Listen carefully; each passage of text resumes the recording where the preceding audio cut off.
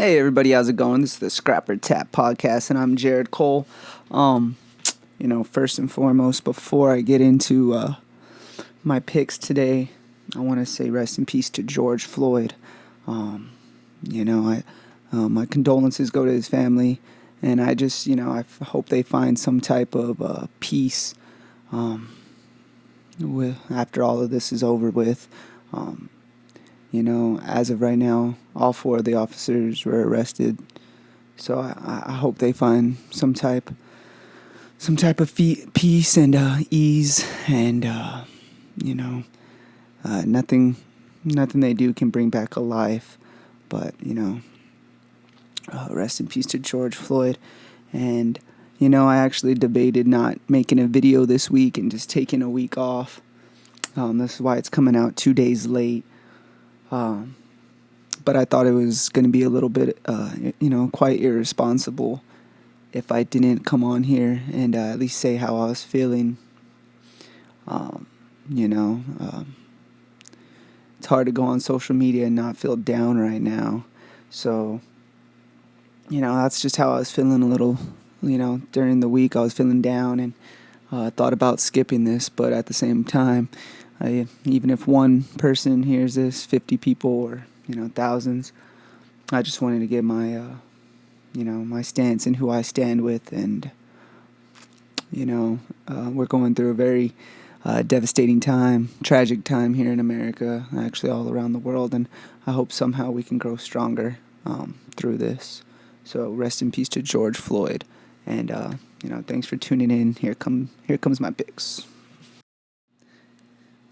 All right, everybody. So here's going to be the picks. We're going to do the UFC 250 card. I'm going to make my picks, but first I'm going to do a quick recap of this last event. It was UFC Fight Night, Woodley versus Burns, and I went 8 for 11, man. I had a pretty good night, not too bad. Messed up on the main event. Burns came out and took it to Woodley. Woodley just wasn't throwing. He wasn't there. Can't take anything away from Burns. He came out firing and applied that pressure and did what he had to do, and he was correct on that one. But a big one that I called, which was an underdog. I called Caitlin Chukagian to beat Shevchenko, which she did. Like I said, I knew the odds were off. If I had any bettors out there that took advantage of that, y'all definitely won some money. And like I said, man, those odds were wrong. They were thinking she was her sister or something. Definitely wrong. A couple other great fights that I was correct on is Roosevelt Roberts beating Brock Weaver. Sakai beating Ivanov. And in the beginning, I started off real hot. Chris Gutierrez, Casey Kenny, and Jamal Hill. Those all got some wins for me. So I went 8 for 11. Not too bad. But I plan on doing even better for UFC 250. It's going down at the UFC APEX in Nevada. Oh, APEX. I'm sorry. And I'm going to give you my quick picks. So I actually shot a video last night with my buddy George. We usually do record on Monday or Tuesday, but we decided last second, let's do one, and it was going to be last night. And we recorded a full, almost probably 45 minutes, close to an hour on Zoom. And when I saved it, I don't know what happened, but I'm getting an error, and I can't figure it out. So we're going to scrap that one. We'll save it for another card. But once I get to the main event, I'll also say who he picked, because we had a couple differences. Not too many, but I think we had two key differences. So I'm going to start off with the prelims and the early prelims and the prelims. I'm going to run through those, and then I'll do a little bit better of a breakdown for the main card. All right, so kicking off the night, we got Herbert Burns versus Evan Dunn. Burns is the minus 225 favorite, and Dunham is the plus 175 underdog. So I don't know too much about Dunham. He was in the UFC for a good while, and I think he retired or took some time off. He hasn't fought since 2018, and he hasn't got a win since 2016. He's an older cat. And Herbert Burns is hungry and vicious. We just saw his brother dominate, so maybe it's gonna pass off to him. His first win was over in the UFC. His last one was against Landwehr, which we just watched fight on a couple cards ago, and he looks to be a good possible upcoming opponent for a lot of people in that division. And Herbert Burns knocked him out with a knee. He moved right into that knee. I think I took Burns in that fight, but I didn't see it coming like that. Will we get a KO on this one? I'm not too sure. It could be a submission or something on the ground, but I saw a couple tapes and Dunham. He's a little weak to the midsection, so I could see Herbert Burns landing a couple knees or a kick.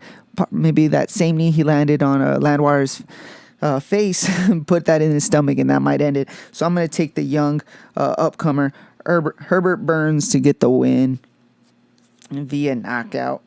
All right, next we got another one that can very well end in a knockout. We got the -205 Alonzo Menifield versus Devin Clark, the +165 underdog. I'm going to make this one quick. I'm taking Alonzo Menifield to come in and do what he has to do, and continue with his knockout streak. And knock out Devin Clark, man. I think Devin Clark, if his key to victory is if he does drag this on. We haven't seen Menifield go past the first round, so maybe if he drags him into the late second, early third, maybe he can wrestle him or do something. But I'm gonna take Menifield to come after him and get another first round knockout and end it pretty quick, man. He's a stud, and so I'm taking Alonzo Menifield. All right, so next we got Alex Perez, the -135, versus Formiga, the +105. Formiga, we've seen in many brawls, some good fights. He's a tough fighter. Versus Alex Perez. Alex Perez is he's newer to the UFC, but he's good, man. I like him. He's a solid fighter. I was going back and forth on this one. Formiga's faced probably the better of competition, so it's really tough to go against him right now. But I like this Alex Perez kid, and I think this can be the fight that really opens the doors for him and jumps him up to some really good competition. So I'm going to take Alex Perez to get the win, most likely by decision.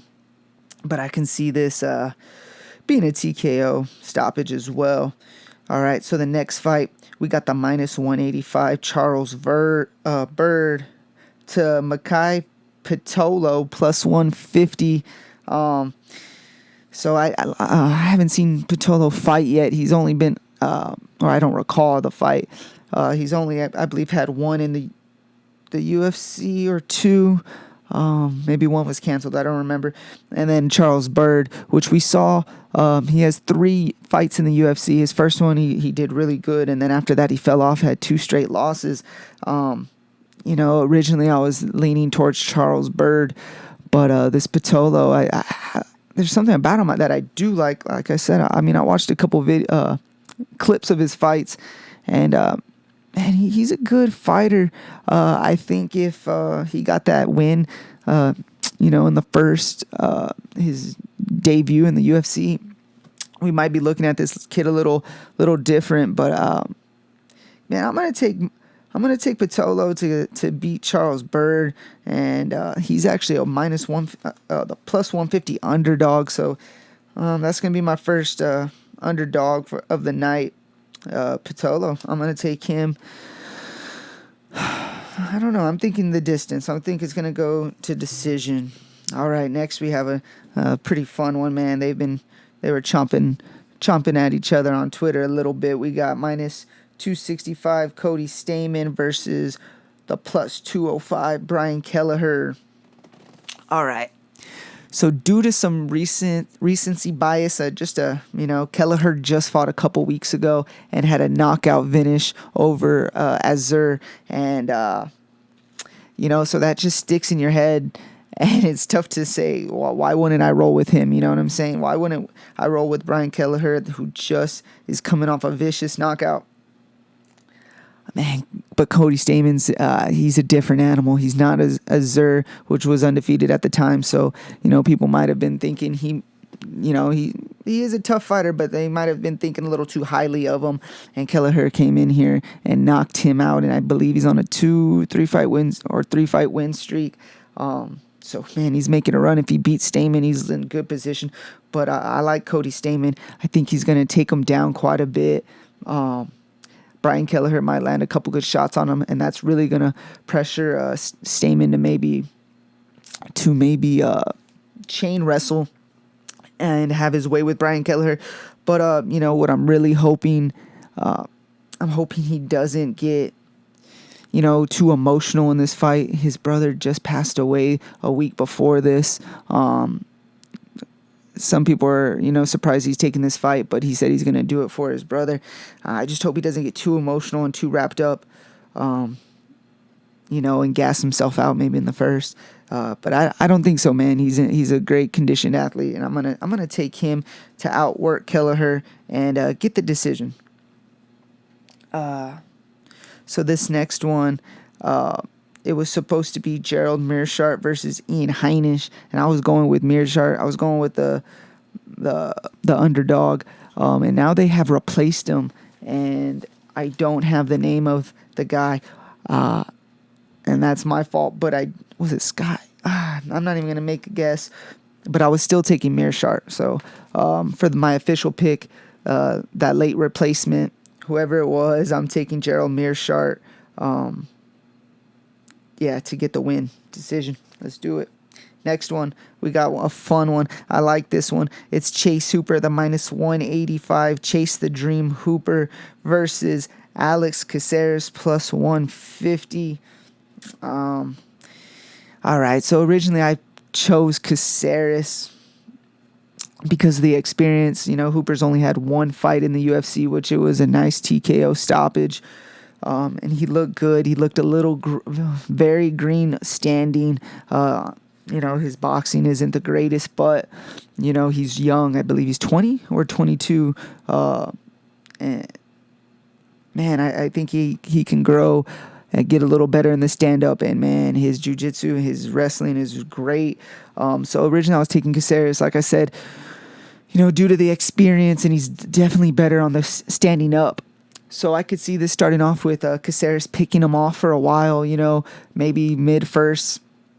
Everyone's going to be thinking Caceres is looking great. But Chase Hooper, I think, is going to find a way to close the distance and get a hold of him and ground and pound, get him down to the ground, do what he has to do, because he is, like I said, he's a very strong wrestler, man. And, I think Alex Caceres is going to be landing shots and then get a little too comfortable standing up, maybe give us a spinning back kick, some type of kick, and I think Hooper's going to close the distance and do what he has to do. I'm going to take Chase Hooper with a second round submission or TKO. That's what I'm going to go with. All right, then we get into the main card, and this is one of my favorite fights of the night. I'll be rocking my shirt this night. On Saturday night, we got Sugar Sean O'Malley, the Sugar Show, -500 favorite over Eddie Wineland. Plus 350 underdog. They're not showing the vet any love on this one. I'll start with Eddie Wineland. Man, he's been in the UFC for a while. He's a good, tough fighter. He's very unorthodox, and he comes to bang, which, it's either... he's not a 500 fighter, and, he definitely has more wins than losses, but he's up there in losses because he does come to swing, and, he'll put himself at risk to get that finish or, just land some blows on his opponent. But Sugar Sean O'Malley's not that guy that you want to stand up too long with, man. I don't think that's going to be the key to victory against Sugar Sean O'Malley, and it's going to be tough for someone to find that, but I think he's going to have to be on the ground, even though he's pretty solid there too. We just have yet to see it in the UFC. But I'm taking Sugar Sean O'Malley all day, and I think he's going to dominate. The cardio's going to be there. I follow him on everything, so, man, he's been training. He's been ready. We actually saw him fight earlier in the year, and he got that first round KO, and I'm going to go with the same thing, man. Sugar Sean O'Malley for a first round KO, and I don't know about fight of the night, but that's going to be one of the finishes of the night for sure, man. I'm calling that right there, Sugar Sean O'Malley. All right. Next we have -145 Neil Magny versus plus 115 Anthony Rocco Martin. Some people know him as Tony Martin. Yeah, man. So this is one of the fights that me and my buddy George Flores disagreed on. Man, I think Neil Magny's going to outpoint Rocco Martin. I think he's going to sit back. He looked really good in his last fight. A lot of people were doubting him. He had a layoff, but he came back and he's looking good, man. The stand up, I think he's going to outwork, like I said, Anthony Rocco Martin. Now Martin has, he has many opportunities. He has to make the opportunity against Neil Magny, because Neil's not just gonna rush him in and force something. He's not just gonna rush in and force something. He's gonna sit back and he's just gonna outsmart, I think, Rocco Martin, and I think that's gonna force Rocco Martin to kind of push the pace a little bit, get in Neil Magny's face a little more, and that I don't think that's gonna be good for him. I think he's almost basically gonna trap him into that. And so I'm taking Neil Magny to get the win. Originally I'm thinking decision, but after I just said I think Martin's gonna push the pace and try to get in his face a little more once he's seen he's not winning just the distant stand-up game.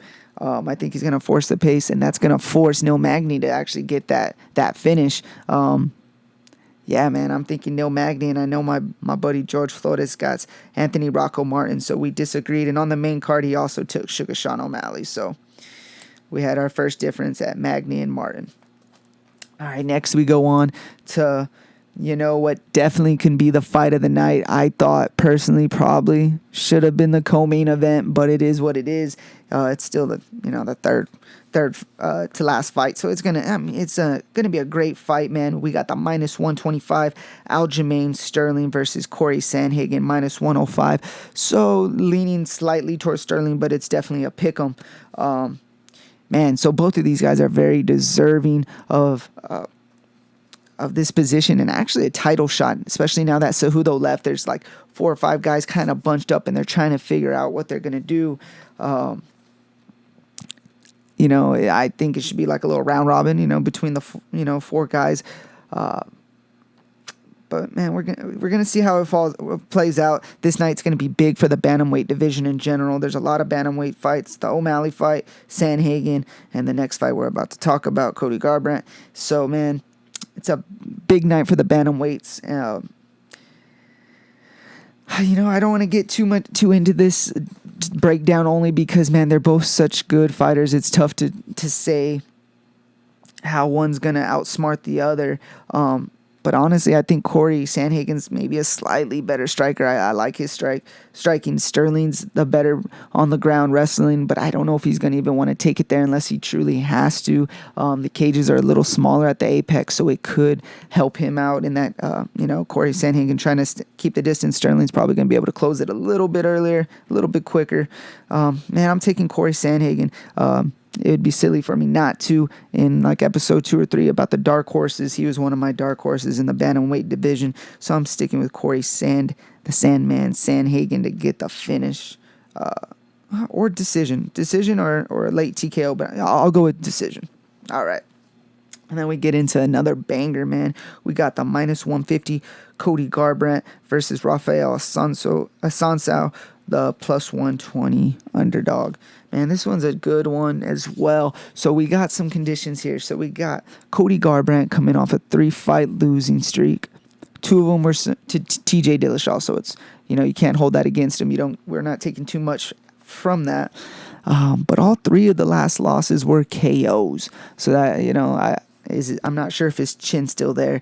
That was 3 fights in 3 years and all 3 losses. That's that's tough to look past. But man, he used to be the champion. He, the UFC held him highly, and he's definitely easy to promote. He comes to bang. He's not a boring fighter at all. So they like him, and you would think they would give him a slightly easier matchup after taking 3 straight losses like that, but they didn't, man. They threw him to another dog, Rafael Assunção. yeah, I see the path to victory for Assunção. I can see him, kicking at the legs, a bunch of low kicks, slowing down Garbrandt, which that was his issue in one of his last losses. Was it Pedro Munoz? It was either Pedro or I'm not sure who he fought last, but I know leg kicks had a lot to do with it. But I think Garbrandt's the better technical fighter, stand-up fighter. And if he does what he did against Dominic Cruz back when he won the title, man, just, smart fighting, picking his opponent apart, keeping a little bit of distance, I think he's going to get it done. So I'm going to take Cody Garbrandt to get, I'm thinking a first-round KO, and I hope it doesn't go long because, like I said, I don't know how his chin's going to hold up. But I'm taking Cody Garbrandt to get the finish. Hold up. Let's take a quick pause. Got a little ahead of myself and did not keep letting y'all know my buddy George Flores' picks. So for the main card, he took Sean O'Malley over Wineland just like I did. But he took Rocco Martin over Neil Magny. That was our first difference. And then we both took Corey Sandhagen over Sterling. But I'm taking Cody Garbrandt over Assunção, and he's taking Rafael Assunção over Garbrandt. So that'll be our second difference. And then we're both taking Amanda Nunes. So that's my buddy George Flores' picks. Just wanted to run that past. Back to the picks. Finish. All right, next we got the main event. We got the female GOAT, possibly just GOAT in general, the minus 650. Amanda Nunes, the biggest favorite on the card against Felicia Spencer, the plus 425. Felicia is from Canada, I believe, fighting out of Florida. Man, she's a tough girl. I think she's 9-1. One loss coming to Cyborg, which, that's nothing to be ashamed of. Cyborg's one of the greatest as well. And she actually went the distance, so she showed, I was taking Cyborg first round KO, so that showed me she can hang with the best of them. So, well, here's her shot, title shot at one of the best, Amanda Nunes. Nunes, I think, is just better, at everything though. I think she's slightly better at everything. The stand up, I think the ground is what people were trying to say Felicia Spencer might be better than her with, because maybe she's a little bigger. No, Amanda Nunes can move on the ground, and good luck getting her to the ground.